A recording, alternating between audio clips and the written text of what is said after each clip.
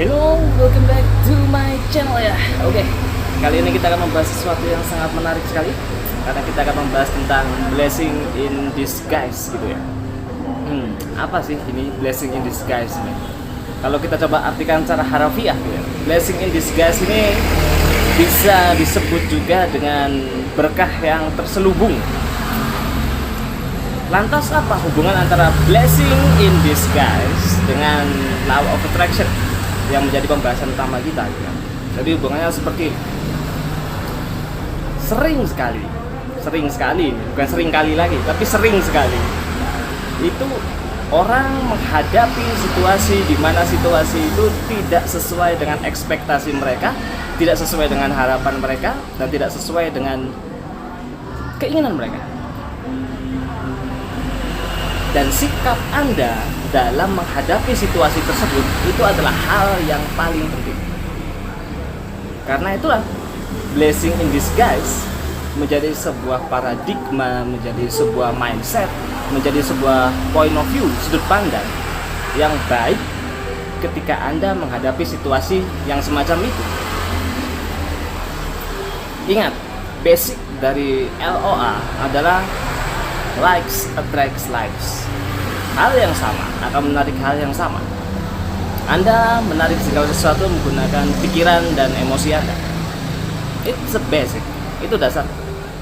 Jadi ketika Anda berhadapan dengan situasi yang tidak sesuai dengan ekspektasi Anda, ketika Anda menghadapi situasi yang kacau balau, misalkan amburadul gitu gampangnya ya, yang perlu Anda lakukan adalah melihat segala sesuatu dari sudut pandang yang menguntungkan Anda. Saya kasih sedikit kisah gitu. Let's say Thomas Alva Edison. Thomas Alva Edison itu bahkan dia DO, drop out, itu bukan dari kuliah, bukan juga dari SMA. Kalau nggak salah antara SD atau SMP. Thomas Alva Edison drop out karena dia dianggap sebagai anak yang punya keterbelakangan pemikiran. Jadi tell me lah ya, telat mikir. Anggapan umumnya dari Thomas Alva Edison itu waktu itu seperti itu. Bahkan orang tuanya, ibunya yang waktu itu ngasuh dia, itu bahkan tidak berani untuk menyampaikan bahwa dia di DO gara-gara dia tell me. Waktu itu.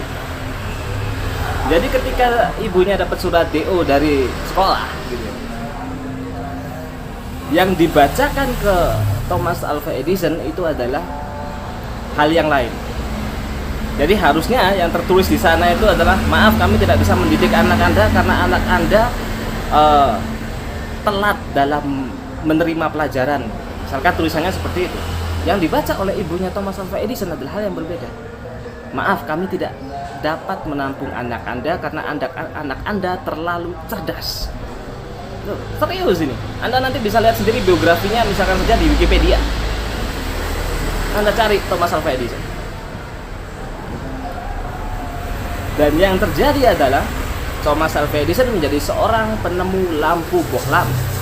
Kalau misalkan saja waktu itu Thomas Alva Edison dia lulus sekolah, dia lulus SD, SMP, SMA, kuliah, lulus, mungkin kita sekarang nggak kenal bohlam. Mungkin kita sekarang masih kenalnya oncor atau obor. Karena dia mungkin lulus kuliah langsung jadi lamar kerja, dia jadi pegawai aja, yang gampang. Tapi karena Thomas Alva Edison waktu itu kena DO, yang terjadi adalah dia mencari cara gimana supaya kecerdasannya bermanfaat. Dia mencari cara supaya orang lain mengakui dia dengan jalan dia. That's a blessing in disguise. Itulah yang disebut dengan nama berkah yang terselubung. Dan banyak hal lain. Jadi Anda adalah orang yang sama seperti Thomas Alva Edison. Bahkan Anda mungkin jauh lebih beruntung daripada Thomas Alva Edison. Anda mungkin sekarang lulusan S1, S2, S3. Minimal mungkin lulusan SMA zaman sekarang. Jarang sekali sekarang ada orang lulusan SMP. Anda jauh lebih beruntung daripada Thomas Alva Edison. Dan Thomas Alva Edison yang anak yang nggak lulus, anggap aja SMP, SD atau SMP gitu, dia menjadi seorang inventor besar. Bahkan Nikola Tesla itu pegawainya dia dulu. Jadi Anda tidak punya hak untuk melihat bahwa diri Anda tidak beruntung. Anda tidak punya hak untuk menilai bahwa diri Anda itu tidak bisa apa-apa. Jika Thomas Alva Edison yang dianggap sebagai orang yang dungu seperti itu mampu membuktikan bahwa dia menjadi seorang inventor besar, menjadi orang yang mengukirkan namanya dalam sejarah, maka Anda yang justru dianggap sebagai orang yang memiliki talenta besar karena Anda adalah lulusan sekolah, kenapa Anda tidak bisa melakukan hal yang sama bahkan lebih? Oke? Karena itu saya tidak akan pernah lelah untuk menyampaikan bahwa Anda ini punya segala potensi dan kompetensi untuk mencapai apapun itu di hidup Anda. So just believe in yourself. Jika bukan Anda yang percaya sama diri Anda sendiri, terus siapa lagi? Apakah Anda berharap ada orang yang percaya pada Anda dulu, baru Anda percaya pada diri Anda sendiri? Isn't it funny?